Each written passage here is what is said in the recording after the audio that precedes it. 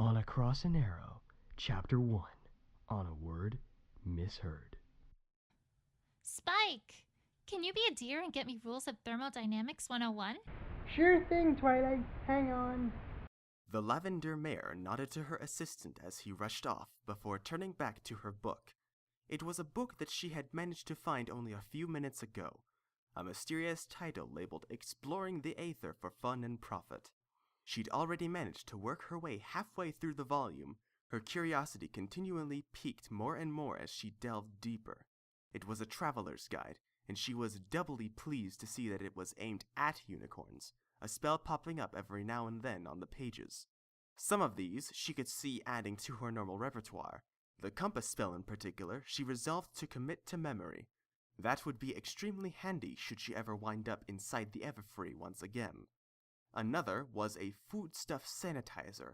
Definitely keeping that one, she thought to herself, reminded of her one trip outside Equestrian borders to Mexico. Never again would she have to suffer Montezuma's revenge. And then finally, her eyes alighted upon a really good one that made her bounce in place in anticipation. It was a teleportation spell, but reading it over, she saw it was significantly more advanced than the one she utilized regularly.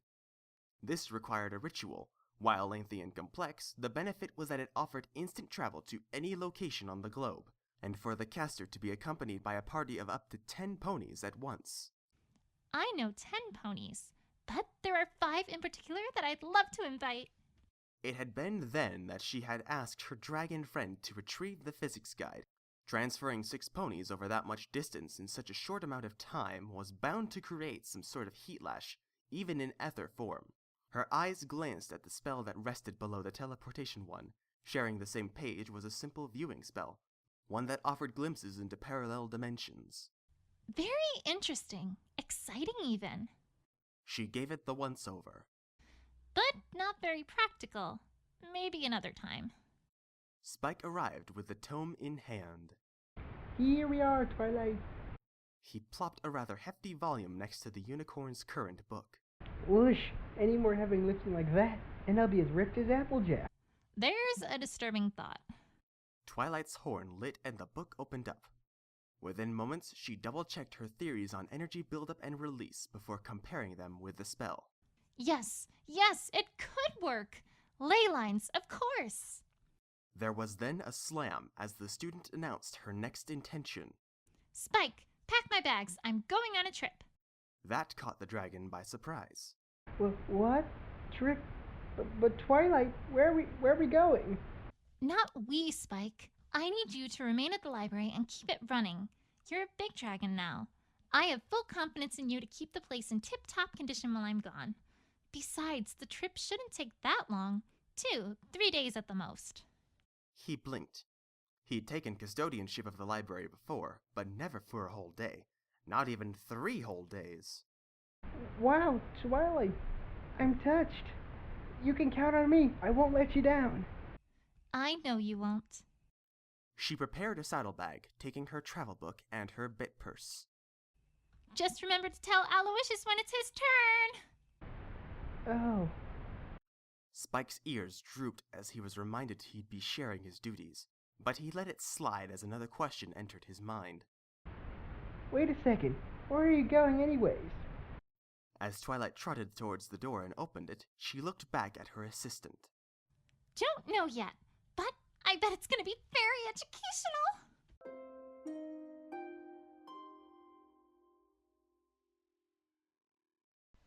A spell that lets y'all go anywhere at the drop of a hat?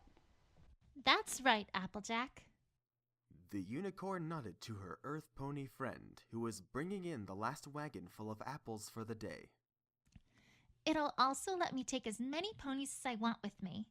Well, up to a maximum of 10, actually, but you get the idea. Applejack hummed in thought, a hoof going up to tilt her hat back. Sounds mighty tempting, Twi. Tell me, y'all got a place in mind? Not yet. I was hoping you all would have ideas. Well, I got a day or so off coming up, and I admit it's been a while since I last saw that big apple. Manhattan sit all right with you?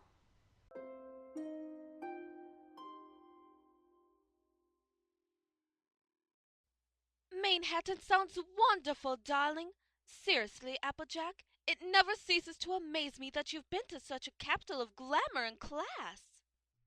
AJ simply rolled her eyes as she leaned against one of the boutique's walls. Twilight simply smiled.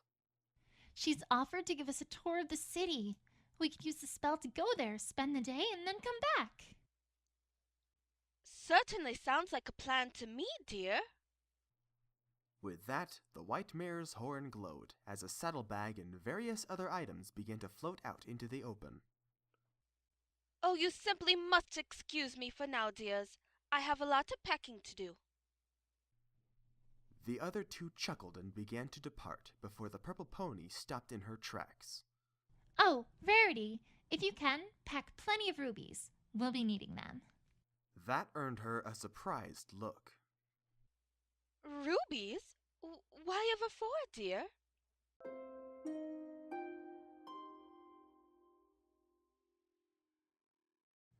The spell is a ritual-based one. Her head was craned up to look at the cloud above her. And that's one of the items required if we're going to pull it off successfully. A blue feather. I mean, yeah, I've got plenty of them, but I kinda, need them for flying. I had a new stunt I was wanting to try today. Come on now, Dash. I know it ain't that hard.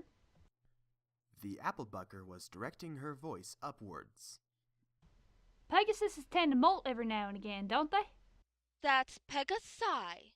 The vibrant-maned speedster looked vaguely uncomfortable. It's not something we really like to talk about to other non-winged ones. She then hurriedly cast her rose-colored eyes back downwards. No offense to you guys. Okay, tell you what, I'm in. I have a few down feathers that are coming loose anyways. Still think I could fly to Manhattan in less time than your spell, but if you really need the dash...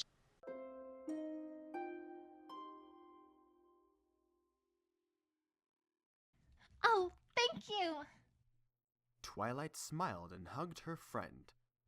Fluttershy returned both readily as she embraced Twilight. Oh, it's no problem at all, Twilight. I had been given these vases anyways, as a gift from Whitewash for taking care of his ferrets.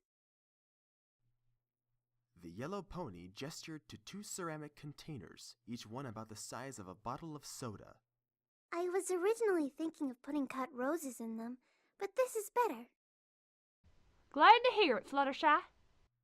Applejack gave her a pat on the back. I promise, Manhattan may be pretty loud, but Central Park's as relaxing a place as any round. The critters there are so tame they'll eat bread right out of your hooves, if not straight out of your bag. Oh my! The animal lover's eyes practically glowed. I'll have to be sure to pack plenty of bread then.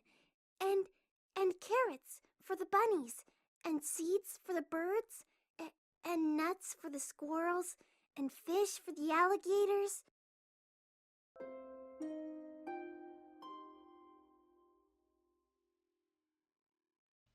cupcakes for the ponies! Pinkie Pie twirled about Sugar Cube Corner's kitchen floor with a plate full of the treats balanced on her head. Yes, yes, Pinkie. Rarity waved a hoof at her hyperactive friend. We're all quite aware of a pony's predilection for those pastries. Actually, Pinkie. The purple unicorn stepped forward as her eyes scanned the spellbook hovering in front of her. I need a different item. Not that I don't like cupcakes too, but would you happen to have any sunflower oil? The party pony stopped her dance, eyes slightly crossed as she processed the request. Sunflower oil? Sure, I got some. But that wouldn't taste very good with the cupcakes. I mean, I guess you could make more cupcakes with sunflower oil instead of regular vegetable oil, but I've never had a need to do that. Though that would be interesting to try. I wonder what kind of taste that would give to the... Pinkie Pie! Rainbow startled her friend out of her rant. Just get us the stuff, please. There was a pause before the pink pony responded cheerfully. Okie dokie dokie!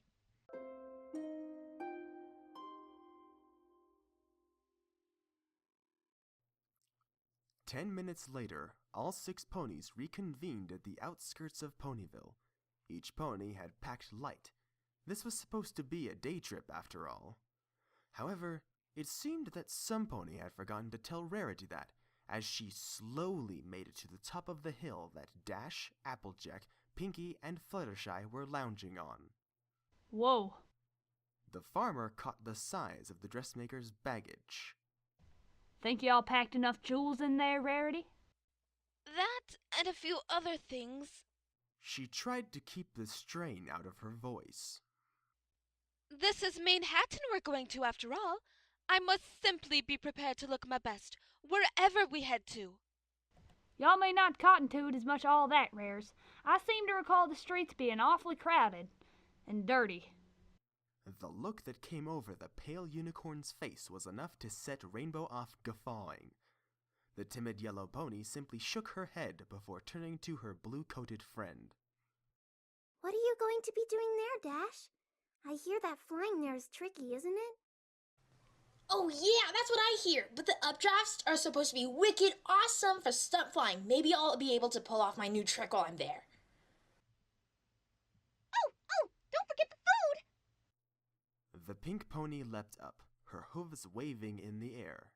I know there's supposed to be super duper yummy restaurants around there, like Lombardi's Pizzeria and Cha-Cha's and Little Italian. She then pantomimed tossing a pizza crust into the air. I can't wait to try them all! There was a round of chuckling and giggling from all fillies present before the cyan Pegasus looked off to the side. Oop, better straighten up, girls. Our ride's here. Indeed, Twilight Sparkle was trotting up the hill, her saddlebag secured to her side and the spellbook on her back. As she drew closer, she called out to them. Sorry, girls. Had to stop by the library and grab my bags. Also had to promise Spike I'd pick up a slice of pizza while we're gone. Sure thing. What kind does he like? Peppers and emeralds with extra cheese. If we are going to eat out, I must insist that we try Del Loco Rutiera. It's a 5-star establishment, you know. We're only the best. Nuh-uh. The orange equine suddenly vetoed her idea. T'ain't going within 12 feet of that place. There was a surprised blink. Why, Applejack? Why ever not? 'Cause I've eaten there before. Too much money for not enough food. 24 bits for a steamed turnip and some chives. I'll take one of them carrot dog stands any day of the week. Was this back when you were a filly? Girls! The dark-maned unicorn was giving them all an odd look. We'll discuss eating arrangements after we've arrived. Let's focus on getting there first. Fluttershy, you have the vase? The yellow one nodded and dug into her pack, retrieving one of the white vessels, placing it on an even patch of ground. Twilight opened her book, found the spell, and began reciting from it. A vessel of white to hold the down. Okay, step 1. What's next? A feather of blue to match the sky round.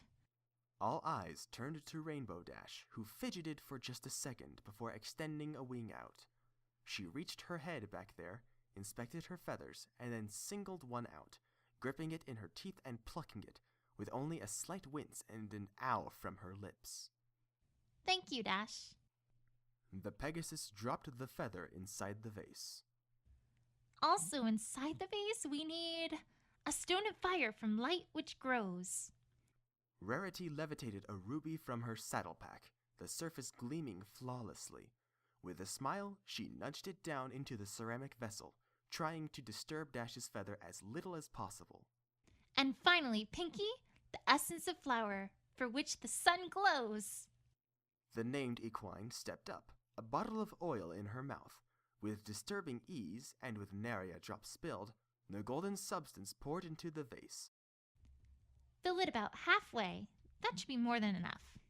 The finished conglomeration sat there in the middle of the group, all eyes upon it.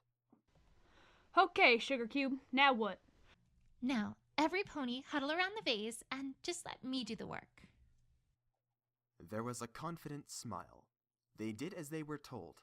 Twilight took one more glance at the spellbook and then lowered her head as she concentrated. A glow began to coalesce around the vase. Purple at first, but then turning to a bright gold as the items contained within began to react to one another. Ooh, pretty. The light began to intensify. After a couple of seconds, the glow began to expand, encompassing the entire group within its borders. Rarity wasn't sure if the tingle she was getting was only being felt by her, or if her friends were feeling it too.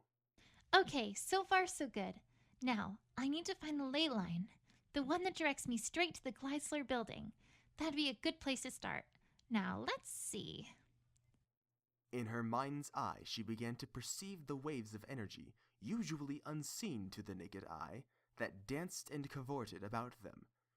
She spotted at least a dozen different streams that seemed to go in all directions. Tapping into one of those and then riding its current would provide the teleportation needed, but she couldn't quite make them out. They were fuzzy, indistinct. She wasn't sure which one she needed. I must not be properly tuned right. What frequency? I need to double check. She opened an eye, her vision blurred slightly from strain, but she spotted the frequency reading on the page in front of her, 40.1 kHz. She adjusted her horn's magic output, and instantly a new layout became visible to her, a land of lines that represented the webs of cracked glass. One in particular popped out to her, and if she was perceiving it right, it seemed to be stretching out into the northeast, in the general direction of Manhattan. That's probably as close as we're gonna get. She tapped into the line. What happened next was not covered in her book. Instantly, she felt a whirlwind of energy emitting from the point she had touched. No, it wasn't coming from inside the line. It was coming from herself. It was sucking them in. In the waking world, the glow that was surrounding the group had suddenly turned violet, ripples of wind thrashing their manes, as a pillar of light exploded from the vase and pierced into the sky. Twilight! Applejack had to strain to make herself heard of the roar of air. Y'all sure this is supposed to happen, Sugar Cube? No, I'm not sure. Just keep together. Every pony, hang on! The magic field began to compress, the forms of the 6 mayors inside becoming smaller and indistinct as well. A rumble like thunder began before it opened and cracked as the field suddenly leapt upwards, following the pillar into the sky. With a blinding flash, both the glowing column and the wind died away. The only things left on the hill was a smoldering vase and an open book, its pages ruffling listlessly in the breeze.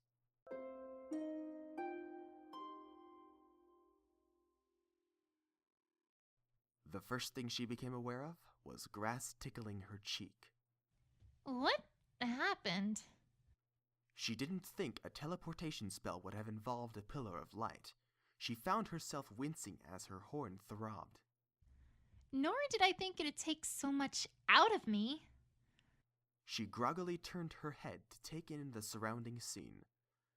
She found herself relieved to see that her friends were present and accounted for. They, too, were all in various states of confusion and wooziness. Dash was the first to have gotten to her feet, and was experimentally taking a few steps, angling herself towards Fluttershy to assist her. Applejack was on her back, doing a fair impression of Ditzy Do, and Rarity's face had seemed frozen in an expression of wide-eyed terror. Unsurprisingly, Pinkie had landed on her front, forelegs and neck supporting her body as her hind hooves kicked in the air. There is also a manic grin on her face. Woo! Let's do that again! If that's all right with you. Rainbow helped the yellow Pegasus to her feet. I'd rather not. Same here, Fluttershy. I'm sorry about that, guys. Had no idea the landing would be so rough. Y'all sure that light show there was expected at all? AJ rolled back onto her side. Y'all seem awful panicked back there. Did it work right? Actually, Her eyes began to roam the landscape about them.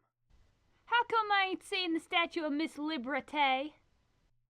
Now the purple unicorn took the time to look beyond her group. They were sitting on a grassy hill. The sun was still in the same position in the sky, Off in the distance, she saw the tree line of a forest, and over to the side, she spied the rooftops of a sleepy little village. She had a feeling that if she was close enough, she'd see a sign along its border that said, "Welcome to Ponyville." They were right where they'd started. What the hey? All that flashing and blowing, and we haven't even budged a yard! Calm down, Dash. We don't know what happened. The magician leaned back and rubbed her forehead. Okay, first off, let's take stock. Is every pony okay? I'm fine, dear. Rarity finally spoke, coming out of her stupor. I apologize. That was just quite more than I had expected, really. Twilight, I never knew you had so much in you. Why did that make her blush? She shook her head and directed herself at each pony in turn. You, Applejack? I'm all right, Sugar Cube. It'll take more than that to scare the cutie mark off of me. Oh, I'm okay. Really, Twilight. Though I admit, that was, rather scary. I thought it was fun. Can we do it again, Twilight? Ha ha ha ha! Twilight simply rolled her eyes as she finally got to her hooves. I'm sorry, girls, but whatever the spell did, it took a fair amount of magic out of me. I don't think the book said anything about... She looked down at the ground where she had set the tome. It was gone. Gah! She shrieked, causing all present to jump. My travel book! It's gone! She got a nudge from the white mare. Dear, that's not all that's gone. The vase is missing too. There was a frantic searching of the immediate premises that proved fruitless. Both the spellbook and their ritual machina had disappeared without a single trace. Well, great. Apparently the spell did work, just not for us. I hope my feather's enjoying the view from the Brookmere Bridge. Now, Dash, don't you go on and getting your tail all in a knot. Applejack walked up to Twilight. Hun, you're the one with the skills. Lay it out for us. What happened exactly? The lavender pony bit her lip. Well, I'll be honest. I think the spell did work, and we did move. She lowered her head and tried to activate her horn, but only a few sparks flew from its tip. I've used up so much magic. If it had just been the vase in the book that had teleported, that wouldn't have been the case. But that still doesn't explain why we're in the same spot that we started from. Fluttershy's eyes flew open. Twilight, what if... I know I don't usually say this, but what if we moved in other ways instead? I've read about it in those Naponese comics Scootaloo lets me borrow. Dash quirked an eyebrow. I never knew you read Nanga. The science fiction ones are those icky school filly ones. Both? Hold on. Twilight put a hoof to her chin. You mentioned other kinds of travel. You're talking something like along the lines of time travel, aren't you? A silence descended upon them so quickly, it made the butter pony go eep in surprise. You know? Rarity got to all four hooves, shouldering her pack. There's really only one way to find out. Adventure! All six mares ponied up and began their trek into town, each one with a vague sense of unease within their stomachs. Well, all but one. Her stomach was simply empty, and she was craving fudge. They left the scene, the breeze ruffling the grass they had previously trampled. Within a few minutes' time, any sign that they had been there was gone with them. No ponies saw the unicorn stallion who advanced on the hill from the other direction, his horn aglow as he checked the site for signs of the flash he had seen minutes earlier. Holy horse apples! He caught the leftover energy residue. What in Stellaris' kingdom has the power for that kind of magic?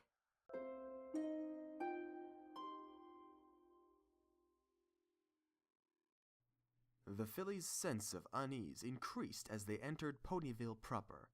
As far as they knew, it was Ponyville. At least, it had looked like it from outside of town. Inside, however... Is this Ponyville? I mean, the place looks the same and all. Applejack strolled through the square. But I don't recognize any of these ponies. Twilight looked around the town herself. The street looked the same. All the architecture was in place. But her friend had a point. Absolutely none of the ponies that milled around the town looked familiar. At least she didn't think they did. Maybe we really did, travel in time. A slight tinge of fear creeped into her voice. I mean, we could be in the past or the future. Rainbow, please. I would have noticed if this were a different time period. Look. She trotted over to a nearby lamp post.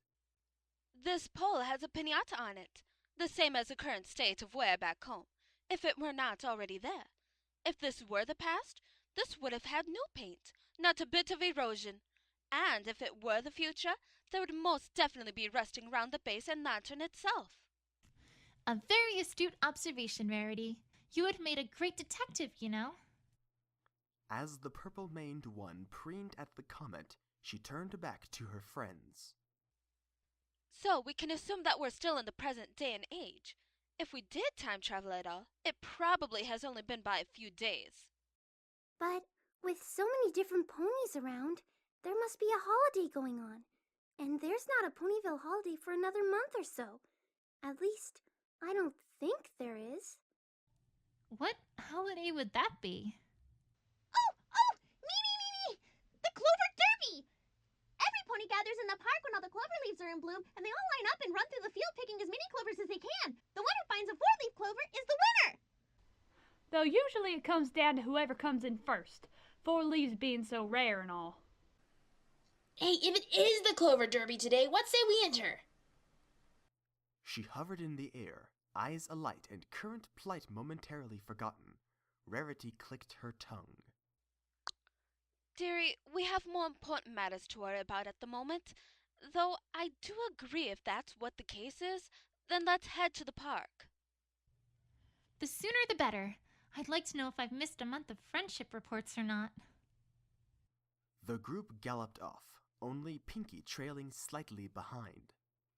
Ooh, I love clovers, especially on a radish salad.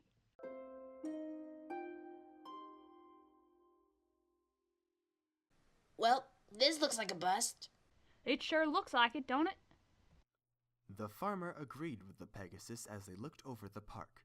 There were ponies in it, but not the huge gaggle usually associated with the running of a race. No, there were ponies playing, eating, chatting, the usual stuff. And they were still all ponies that they had never seen before. Oh my! At this point, I would even be grateful to see Ditsy do. I mean, the mare has such a hard time, but she's still a sweetheart. I don't recognize any of them! Twilight was entering a state of panic herself. How is this even possible? What did the spell do? Are we... An uneasy silence settled over them as they looked to the ground, which made it easier for Fluttershy to be heard. Look! She was pointing to a park bench that was facing away from them. Lyra and Bonbon! Sure enough, a pair of manes peeked over the edge of the bench's back, a mint green with a stripe, and a more curly pink and purple dew. Suddenly, all 6 mares were tripping over each other as they galloped to the bench. Twilight was the first to round the corner as she spun and faced them. Lyra! Bonbon! It's so good to... She stopped in mid-sentence as she stared in wide-eyed confusion. The rest of her group caught up with her, and one by one, they too paused and stared, Dash adding a gaping mouth to hers. The 2 ponies on the bench were giving them confused looks of their own. The green one was a unicorn, perched on their rear with their back against the rest, hind legs draped over the edge in exactly the way a pony doesn't sit. Curled up next to the pony was a cream-coated equine with wide blue eyes. What surprised the group was the fact that these two also possessed sloped and squared noses, a slightly larger stature, and toned chests. Though the green pony had a lyre cutie mark, and the earth pony a trio of candies, these two were unmistakably stallions. Can we help you? The group gaped for a second more before Twilight finally managed to collect her wits. Oh, I'm sorry. From behind, you two look just like some pony else we knew. The male Lyra waved a hoof. That's okay. You'd be surprised how often that happens. He turned to his companion. Hey, Babar, did I ever tell you about the time I participated in the Clover Derby last year? I swore I saw another stallion there who looked just like me. Save he was an earth pony. I can just imagine it now. New and improved earth pony Harpsy, with Applebucking action. He got a look, but soon the green one began chuckling alongside his friend before moving in and giving him an affectionate nuzzle. Somewhere in the back of the group, a butter Pegasus went. Aww. The mint unicorn, Harpsy, turned back to the fillies. Right. Sorry about that. Are you girls new in town? Can't say I've seen you lot here before. Oh, yeah, we... Twilight bit her lip. She was faltering in the face of all this information, and she couldn't quite... Why, yes, we are. Me and my friends were just passing through. We're on our way to Philadelphia for a show there. This is our first time in Ponyville. Well then, welcome. If you can, stay around for a spell. You won't find a nicer town in all of Equestria. We can give you a tour if you'd like. Actually, ain't we running a bit late for that show, Rarity? She got a stare in her direction, which she returned. It took a second for the dressmaker to pick up.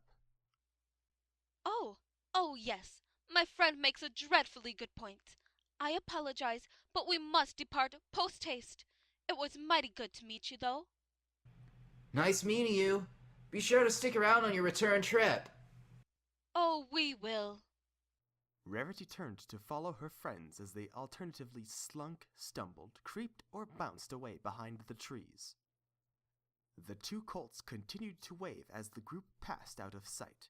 After a long minute, the earth pony turned to his friend. Say, didn't those fillies remind you of a certain other group? You know, they did kinda. Can't put my finger on why, but they did remind me of them. Hun, don't you mean hoof?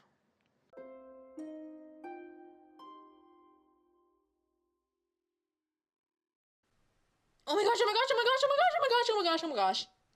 Dash was chanting. The implications were hitting her the hardest. I can't believe I didn't see it earlier. Twilight exclaimed, head poking out of the bushes as she took in the surrounding pony folk. But it's true. Every pony is here. They're just all... Switched! Look it over there! Ain't that the professor? She was pointing at a tan mare with a spiky mane and an hourglass cutie mark. And that, if I'm not mistaken. Rarity looked at a tanky purple colt that walked with a slight stagger in his step. Is quite possibly Berry Punch. Poor thing can't seem to hold their cider as a boy or a girl.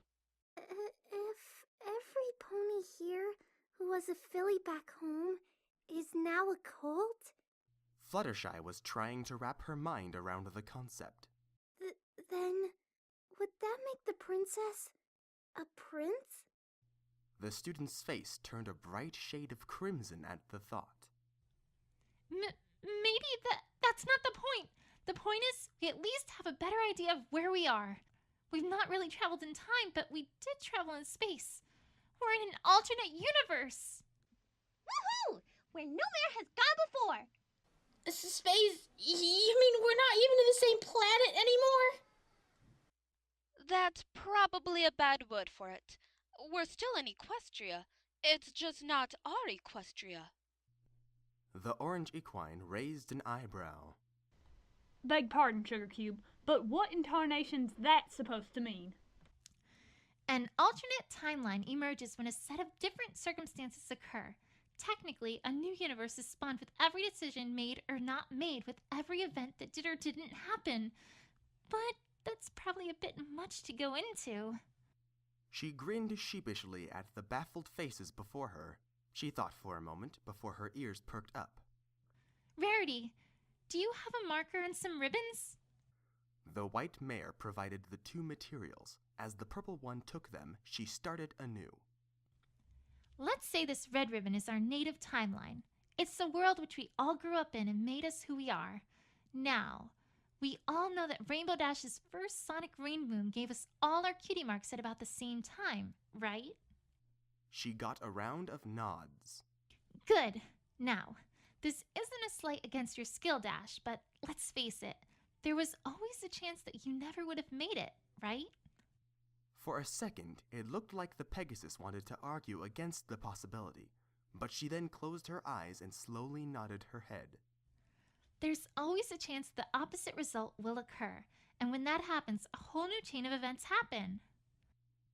She brought a marker up to the red ribbon, made a dot on it, and then brought up a blue strip to branch away from the point. And the laws of causality states that every choice has to happen. Somewhere out there, there's a universe where Dash didn't make the sonic rainboom, and when she didn't, a new timeline branched off that point. This blue ribbon is that alternate universe. All the ponies present stared, dumbfounded, as the thought sank in. Even Pinkie was uncharacteristically silent, thinking back on the rock farm. I would still be in Manhattan. God darn it. When we get back, I'll have to pay another visit to Aunt and Uncle Orange. It's not pleasant for me to think about either, what with the test and all, but what happens, happens.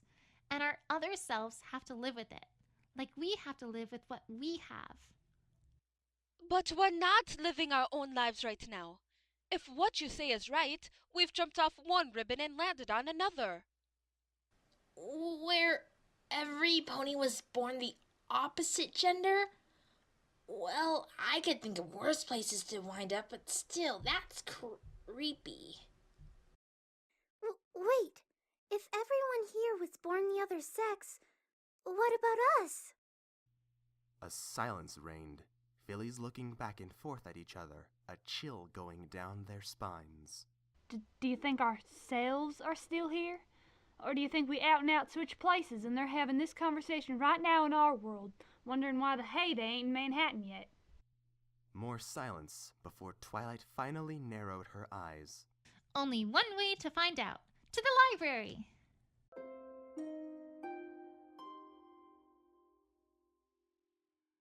The plan was half-baked, but a plan was still a plan.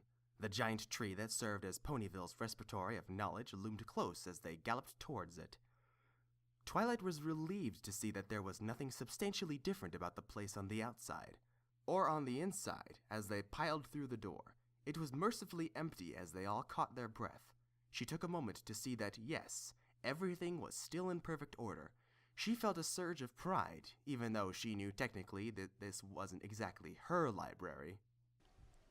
Well, I don't see us. Dash panted as she looked around. Not that I was really looking forward to that, but still. Is this even a good idea? Twilight, isn't there a rule about time-traveling paradoxes and meeting yourself in the past? That's time traveling, not dimension hopping, but I can see what you mean by it. What do you mean? Will something bad happen? Fluttershy put her hooves up to her mouth. Well, some research ponies believe that it's impossible for the same pony to exist twice in the same place and time. If one meets the other, the both of them might, well...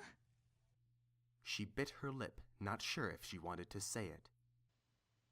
Go poof? Cease to exist. Isn't that what I just said? Pardon me, but if that's true, then why in tarnation are we all gathered round here for? Isn't this one of our meeting spots? If our other selves are in this dimension still, then yes, that's a cause for worry. Though there's also the case that they're experiencing the same thing we are, in which case we should be fine. Suddenly, a voice drifted from above. It was a young voice, slightly squeaky and whiny, but it was female. Hello? Any pony down there? Spike! Pony feathers! We can't stay here. The rest of the other pony folk may not have recognized us, but she surely will. But I thought we were trying to get answers. Some ponies gotta stay. It can't be. She'll know me the best. Not me. We all know how the deer feels about me, and I wouldn't want to traumatize. I don't trust Pinkie, and I don't trust myself, or Dash, to go and start flapping our mouths. She got a rather angry look from the Pegasus. So that just leaves... I'm coming! I'm coming! Suddenly, Fluttershy found a farmer's hat plopped onto her head, quickly followed by a bright blue scarf from the dressmaker's saddlebag wrapped around her throat and mouth. Then, just as suddenly, she was wished a hasty good luck before finding herself alone in the middle of the library proper, the door still swinging slightly from a hasty departure. Aqua eyes wide, she began looking around for a hiding place herself, before a purple form ran into view. I'm sorry! I was napping! I'll be down in a whoa! The small dragon had tripped, their journey down the stairs a bumpy one, as they finally landed in a heap at the bottom. Fluttershy got her first good look. The dragoness was still small, about the same size as Spike. Her spines were a lighter green, however, almost lime. They were smaller and limp as well, falling down the back of her head, not unlike a mane. Sorry about that. Just not my day today. Oh! The green eyes finally locked on the yellow Pegasus, a look of ease coming over her face. Hey, Butterscotch! Fancy finding you here. Say, isn't that AJ's hat? She faltered, not really certain how to answer. Yeah, he let me borrow it for today. I mean, he didn't mind, that is. Now the dragoness had a look of worry, as an eyebrow was arched. You okay there, Scotch? You're not sounding like yourself, Pony. An idea came to mind, and she held a hoof up as she pretend coughed into it. Oh no, I'm really not. I caught a cold and, AJ let me borrow her, his hat, to keep me warm. Well now, that was mighty neighborly of him. And I bet Elusive gave you that too, didn't he? Oh, what a guy. Her eyes went misty for a second before she came back to focus. Is there anything I can help you with, Scotch? Fluttershy's eyes returned to scanning the room. Along one window, she saw a multitude of eyes peering in. Oh, well, if it isn't too much of a bother,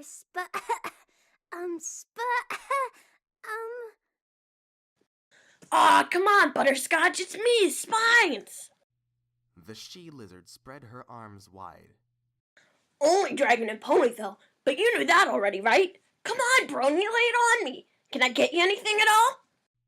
The yellow pony sat in thought for a second. She'd talked herself into this corner, and now she would have to talk herself back out.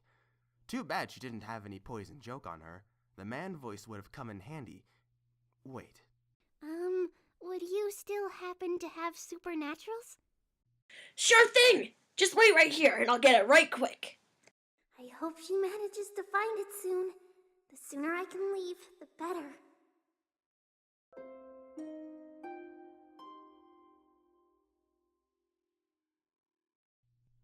Outside, 5 fillies were breathing sighs of relief as they watched and listened. Good thinking, dear. That was truly inspired. To combine the cover of sickness with the quest for knowledge. That girl can think on her feet when it comes right down to it, that's for sure.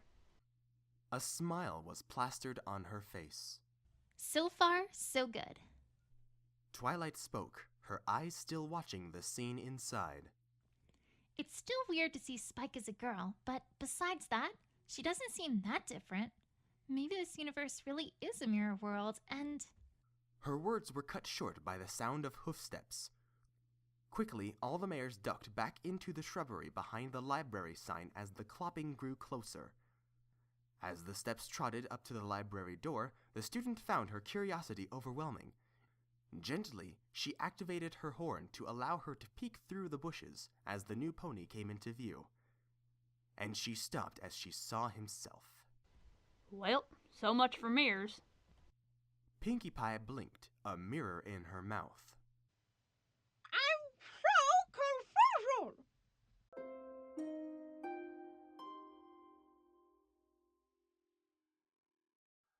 Spines, I'm home! Fluttershy's eyes sunk at the sound of the voice. It was male, but light, like that of a schoolteacher she had back in Cloudsdale. Slowly, she forced her head to turn in the direction of the speaker. It was a purple unicorn stallion with a fair build. She found herself thinking of Carmel the most in regards to structure. His hair was straight cut, with only a hint of raggedness towards the rear of the mane, his tail echoing the style. Upon his flank was a familiar pink six-pointed star. Oh! Hey, Dusk! Just helping out Butterscotch or something. The lavender colt turned his purple eyes upon the Pegasus, having apparently missed her earlier. Oh, hey there, Scotch. Didn't see you before. Sorry about that. He laughed nervously, rubbing the back of his mane. Kinda had my head in the clouds, you know. She was now stammering as she faced down a different face of one of her friends. It's alright. I... Dusk paused, his eyes widening in much the same way as Spines had earlier. Wow, Butterscotch, you're not sounding too good. You didn't get into the poison joke again, did you? He's got a cold! Spines rejoined the two with a green book in her hands. Oh, thank you, Spines. Fluttershy came forward and took the book in her own hooves. This is just what what I needed. You know, Scotch, you could have let me try and find a cure spell for whatever you've got. I mean, I know they say there's no cure for the common cold, but that doesn't mean that some ponies shouldn't give it a try. Oh, thank you, Dusk. Her tongue tripped over the use of the name.